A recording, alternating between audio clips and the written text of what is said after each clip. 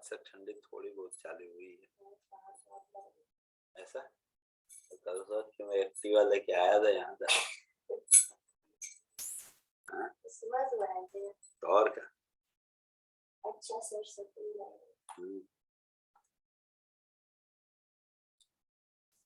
लेकिन मुझे ठंडी नहीं लगी थी।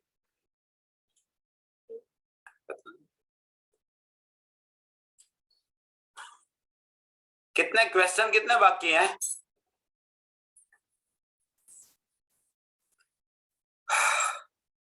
75 आते थे ना? 63 ही हुए, 64 है सर। 65 पे नहीं पहुंचे? नहीं 64 ओके। वेक्टर का ही है। वेक्टर बहुत है। वेक्टर अब आज ऐसा लगता है कि वेक्टर ना आए तो अच्छा है। Let A B C non zero vector such that. अब देखो ये वेक्टर ट्रिपल प्रोडक्ट है। सबसे पहले इसको मैं इंटरचेंज करता हूं क्योंकि मैंने दोनों फॉर्मूला ना तो मैंने पढ़ी है ना तो मैंने पढ़ाई है। तो अगर मैं इंटरचेंज करूंगा तो साइन बदल जाएगी, तो राइट हैंड साइड में उस माइनस को भेज दिया। क्लियर? अब इसके लिए मैंने बताया था ये वेक्टर ट्रिपल प्रोडक्ट जब पहला तीसरे के साथ रहेगा तो बाहर दूसरा रहेगा, और जब पहला दूसरे के साथ रहेगा तो बाहर तीसरा रहेगा। क्लियर? ये वेक्टर ट्रिपल प्रोडक्ट की थियरी हो गई। इज इक्वल टू ये -1/3, ये बी, ये सी और ये ए। अब यहाँ पे कोएफिशिएंट मैचिंग का खेल चल रहा है।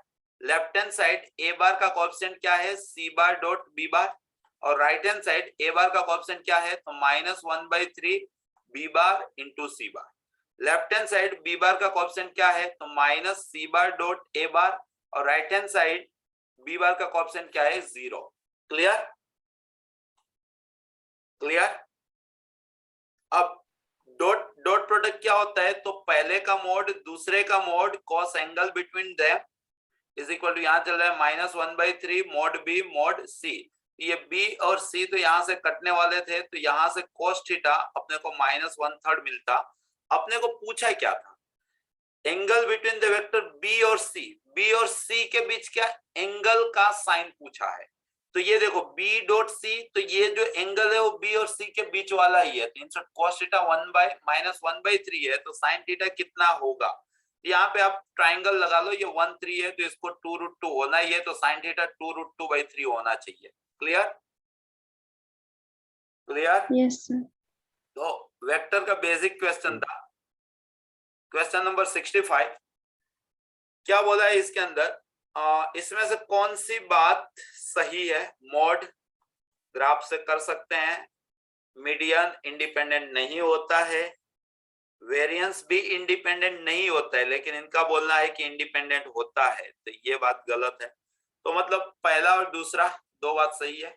आप लोगों को एक रूल बताया गया था इस चैप्टर में, मीन जो है वो पानी की तरह होता है। मीन क्या होता है? पानी की तरह।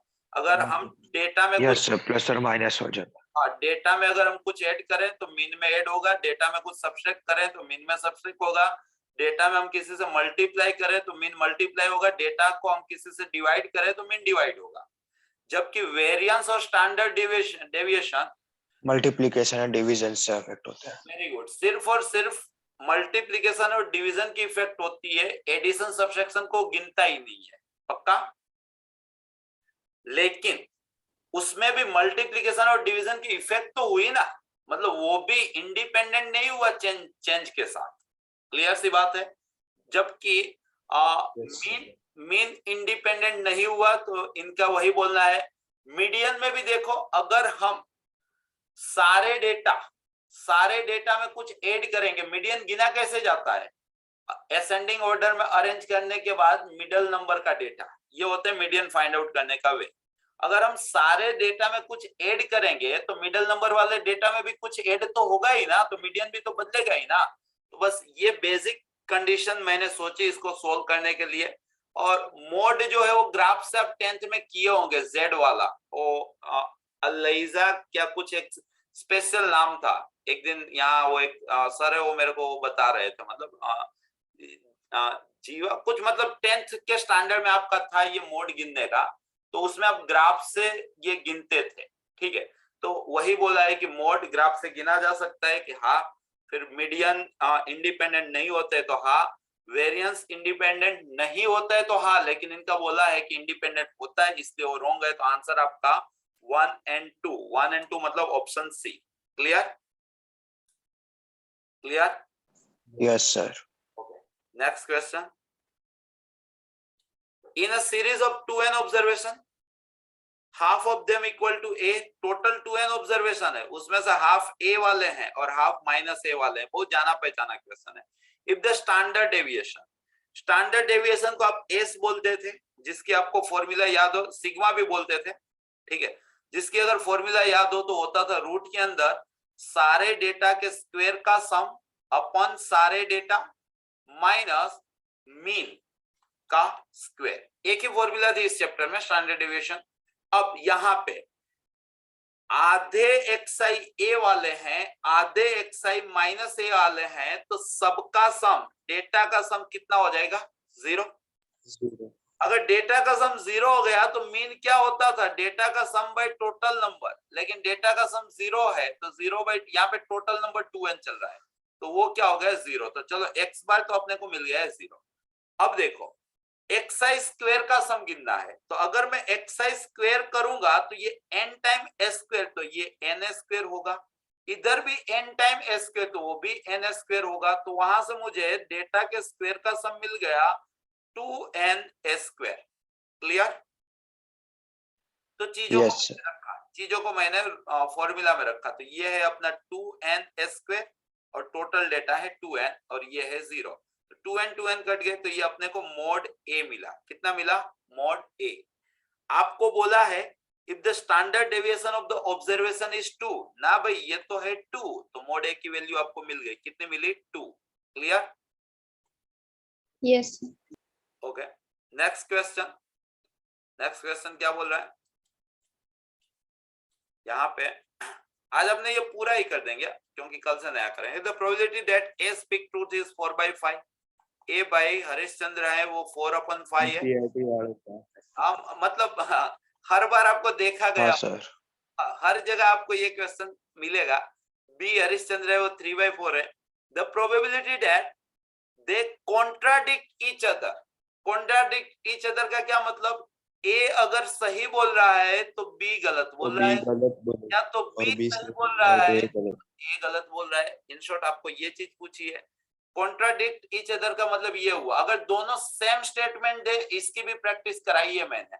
सेम स्टेटमेंट दे मतलब ए सही बोल रहा है तो बी को भी सही बोल रहा है, या तो ए गलत बोल रहा है तो बी को भी गलत बोलना है। सेम स्टेटमेंट तो आप ऐसे जाओगे, कॉन्ट्राडिक्ट तो आप ऐसे जाओगे। क्लियर? अब आपको जस्ट रखना Yes. था नहीं। Yes, sir. 4/5 बी बार क्या हो गया? 3/4 का कॉम्प्लीमेंट 1/4। बी 3/4 तो 4/5 का कॉम्प्लीमेंट 1/5। यहाँ पे आप अगर 4 काटोगे दिक्कत आएगा। नीचे 20 लिख लो, ऊपर 4 3 7। मेरे को आंसर भी याद था क्योंकि यही क्वेश्चन हर बार देखा जाता है। 7/20। क्लियर? Yes, sir. उसके बाद देखो ये तो आपकी एनसीईआरटी आ गई यार, ऐसा लग रहा है। देखो क्या बोला है? A random variable x is the probability distribution for the event e. e क्या है? x is a prime number. prime number कौन होता है? 2, 3, 5, 7। तो e की प्रोबेबिलिटी अपने को दे के रखी है। कितना दे के रखी है? 23, 12, 35, 55, 62, तो 0.62। Clear? Clear? Yes, sir. f क्या है? f के बारे में क्या पूछा है? f के बारे में 4 से छोटा, 4 नहीं गिनना है, 4 नहीं गिनना है, तो इतना। तो 15, 12, 27, 3, 30, 50, ये 0.5 है। क्लियर? अपने को क्या पूछा है? E union F। हम रूल जानते हैं, E plus F minus E intersection F। अब इन दोनों में कुछ कॉमन था क्या? इन दोनों में कुछ कॉमन था क्या? तो हाँ, ये दोनों कॉमन था। क्यों? देखो तो वो सेकंड इवेंट में भी आया है और फर्स्ट इवेंट में भी आया है। तो चीजों को रखो। E कितना है आपका? 0.62। F कितना है आपका? 0.5। और E इंटरसेक्शन F क्या है? तो 23, 12 कितना हो गया? 0.35। तो यहां से 15 बचा, यहाँ पे 62, तो 0.77 आपका आंसर था। क्लियर? ऐसे ही पूछ ले। Yes. अगर ऐसा क्वेश्चन आएगा ना तो मैं गारंटी देता हूँ कोटा वाले गाली दे दे के थक जाएंगे, क्योंकि वो ये चीजें नहीं जानते हैं। वो तो मतलब प्रोबेबिलिटी मतलब कुछ अलग ही जोन होता है, और ऐसा आ जाए तो मतलब मजा आ जाए। देखो ऐसा तो हमेशा आता रहता है, तो ये चीज आपको यूज टू होना है। The mean and the variance of binomial distribution, देखो इससे पहले भी आ चुका है। मीन का मतलब एनपी, अपना ये NP. तीसरा पेपर चल रहा है फिर भी रिपीट है। मीन का मतलब एनपी, द मीन कितना 4, एंड वेरिएंस का मतलब एनपीक्यू। NPQ. ये एनसीईआरटी में आपको नहीं मिलेगा, लेकिन मैंने कराया है। मीन का मतलब एनपी, वेरिएंस का मतलब एनपीक्यू। कितना है ये 2 है। इन दोनों का रेशियो लेंगे तो क्यू अपने को 1/2 मिलेगा, तो पी बट नेचुरल है 1/2 हो जाएगा, उसकी वजह से एन 8 हो जाएगा। और ये बर्नौली का क्वेश्चन रहता है। पी ऑफ एक्स क्या होता है, NCX P raise to X Q raise to N minus X. Clear. अब देखो क्या पूछा है, then the probability of 2 success, तो अपने को पी ऑफ 2 पूछा है। जस्ट फॉर्मूला में वैल्यू रखो, तो ये हो गए 8c2, ये 1/2 रेस टू 2 और 1/2 रेस टू 6। 8c2 का मतलब 8 into 7 डिवाइड बाई 2, और ये 1/2 रेस टू 8, तो ये 2 4 और यहाँ से ये 2 रेस टू 6, तो 7 2 रेस टू 6 64 होता है क्या, तो 7/64। आंसर नहीं है ऐसा, आंसर 4 से मल्टीप्लाई करना पड़ेगा सर, मारे याद थी तो। ओके। इसको हम 4 से मल्टीप्लाई कर लेते हैं, तो ऊपर आ गया 28, नीचे आ गया 64, 128 256 हो रहा। ये रहा आंसर। मतलब देखो मतलब रेडी, मैंने बोला ही है कि आपको जेई के अंदर बर्नौली का एक क्वेश्चन जरूर सोल्व करना है, चाहे वो पता चले कि ना चले, आपको एक बार बर्नौली लगा देना है, क्योंकि ये आता ही है। तो यहाँ पे हो गया, लेकिन इसमें ऑप्शन में इन लोगों ने ज्यादा ने खेल कर दिया था। अगला क्वेश्चन, ये सब देखो अपने को आता नहीं है भाई। नेक्स्ट क्वेश्चन, ये भी नहीं आता है ना, हाँ। फिर ये भी नहीं आता है, रेजिस्टेंस फोर्स वो सब दिखे तो अपने को आता ही नहीं है। वेलोसिटी भी नहीं आती है, ठीक है, वेलोसिटी भी नहीं आती है। ये क्या है, 22 टाइम्स ऑफ फ्लाइट ऑफ 2 पर हैविंग, ये भी नहीं आता है। ये सब न्यूटन व्यूटन अपने घर पे मानता दिखाते हैं। अब एक क्वेश्चन पे अपने अटके थे, वापस उस पर टाइम आते हैं। कौन सा नंबर का क्वेश्चन था वो लाइन का इंटरसेक्शन था 67। 67 लाइन का इंटरसेक्शन में अपने अटक गए यार, बेकार है पढ़ाई। 67 नहीं था यार, 67 तो हो गया। 57 50 57 57 57 57 58 ओके, हाँ।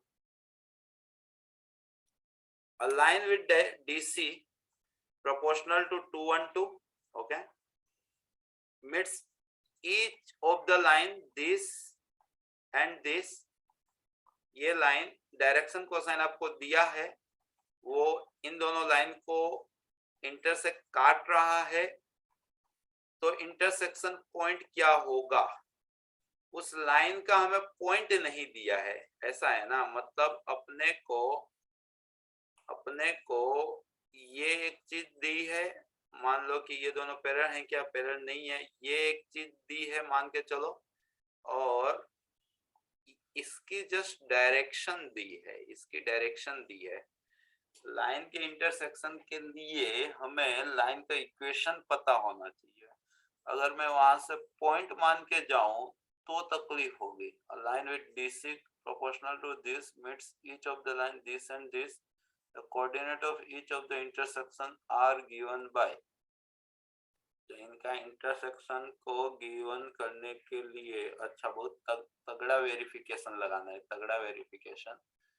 ओके ओके, मैंने क्या किया, देखो ये L1 है, ये L2 है, ये L है। L में अपने पास जस्ट इसकी डायरेक्शन गिवन है जो चल रही है 212। L1 में अपने को सारी चीजें गिवन है, जैसे कि पॉइंट अगर देख पा रहे हो तो 0 - A0 ये आपका पॉइंट है, और उसकी डायरेक्शन है 1 1 1। L2 में भी अपने को दोनों बातें गिवन है, उसका पॉइंट अपने को गिवन है -A0 0 -A0 0, और डायरेक्शन अपने को गिवन है 1 1/2 1/2, मतलब कि 2 1 1, ये उसकी डायरेक्शन गिवन है अपने को। क्लियर। अब ये पॉइंट जो है इस पे भी है और वो पॉइंट यहाँ पे दिया है। मान लो कि इस पॉइंट को मैं ए मानूं, अगर मानता हूं तो क्या वो इस पे है, इस लाइन पे है? तो इस लाइन का इक्वेशन ये रहा, ये रहा, ठीक है, नहीं सॉरी ये रहा, यहाँ पे नीचे वाला। तो ए क्या यहाँ पे है? तो मैंने देखा कि a प्लस ए क्या हुआ 2 है, यहाँ पे भी क्या हुआ 2 है, यहाँ पे भी क्या हुआ 2 है। तो टू है ए इस पे तो है, इस पे तो है, ठीक है। तो ये आंसर हो सकता है, ये आंसर हो सकता है। इसके लिए चेक कर लेते हैं ए 2a के लिए। तो ये 2a हुआ, ये कितना हुआ 2a हुआ, लेकिन ये 4a हो गया, तो ये तो आंसर हरगिज नहीं होने वाला है। सिमिलरली ये भी आंसर हरगिज नहीं होने वाला है। तो दो ऑप्शन तो मैंने एलिमिनेट कर दिया। क्लियर? बहुत तगड़े लेवल का लॉजिक लेके जा रहा हूं। अभी जरूरी नहीं है कि आंसर आए, लेकिन सोच आइए तो अप्लाई कर रहा हूं। इतना समझ में आया सबको? क्लियर? अब देखो ये जो ए है वो इस लाइन पे है। मैंने माना कि वही मेरा ये क्योंकि ऑप्शन में वही दिया है, तो ये आपका इंटरसेक्शन पॉइंट। हाँ पक्का? यस सर तो अगर ये इंटरसेक्शन पॉइंट हुआ तो जो गिवन लाइन है उसके लिए ये पॉइंट का काम कर लेगा, कर सकता है Yes. ना? तो जो गिवन लाइन है उसका इक्वेशन ए प्लस लेमडा 2 1 2 चल जाएगा। सर हाँ। डायरेक्टली वेरीफाई नहीं कर सकते means 3a 2a and 3a को मींस इससे स्टार्टिंग वाली लाइन जो देके रखी है उसमें पुट अप करेंगे तो हो जाएगा। अरे यार उसमें क्या है कि मेरे को कंसेप्ट में ज्यादा मतलब ये लग रहा था कि साला बना क्यों नहीं, इसकी वजह से। तेरी बात सही है, जिस तरह से हम लोगों ने सेकेंड लाइन का किया उसी तरह से हम लोग फर्स्ट लाइन का कर लेते हैं। क्या दिक्कत है? फर्स्ट लाइन का इसके लिए कर लेते हैं। अरे यार क्या मतलब, देखो यहाँ पे ये हो गया 3a इज इक्वल टू ये तो नहीं बना ना, ये नहीं बना, ये नहीं पहला बना। नहीं बना। तो बस अब एक ही बचा है, वही आंसर है। पीछे आंसर देख लो, यही है क्या आंसर? यही होगा, गारंटी है, गारंटी है कि यही होगा। ठीक है? यस सर साला इसके लिए कितना हम लोगों ने टाइम पास किया, जबकि लॉजिक बस इतना ही था। जब उस टाइम पे फर्स्ट टाइम पे कर रहा था तो मतलब पता है कितनी फील आ रही थी, साला वेक्टर का क्वेश्चन नहीं बना तो वेक्टर पढ़ना पड़ेगा वापस से। हो गया? तो आज वापस एक नया पेपर दूंगा, फिर से वो 1 आवर वाली प्रैक्टिस आपको करनी है, नोट खास रखना है। आज आपको इम्प्रोवाइज दिखेगा क्योंकि आप लोगों ने 3 पेपर किए हैं, तो जो नेक्स्ट पेपर है उसके अंदर आपको कुछ तो जाना पहचाना दिखेगा, जिसकी वजह से आपकी speed as well as marks दोनों बढ़ेंगे। क्लियर है?